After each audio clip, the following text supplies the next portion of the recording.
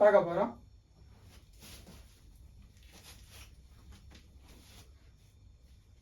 அசாமில் வந்து அசாம் மாநிலத்தில் ஒரு மசோதா ஒன்று நிறைவேற்றப்பட்டிருக்கு.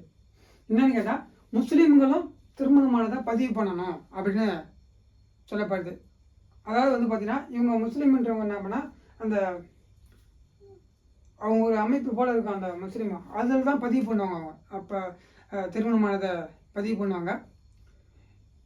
அது ரொம்ப டீட்டெயிலாக அது எனக்கு அது அவங்க ஒரு ஒரு முக்கியமான ஆளை சொல்லுவாங்கள்ல, அவங்க தான் அவங்க பதிவு பண்ணுவாங்க.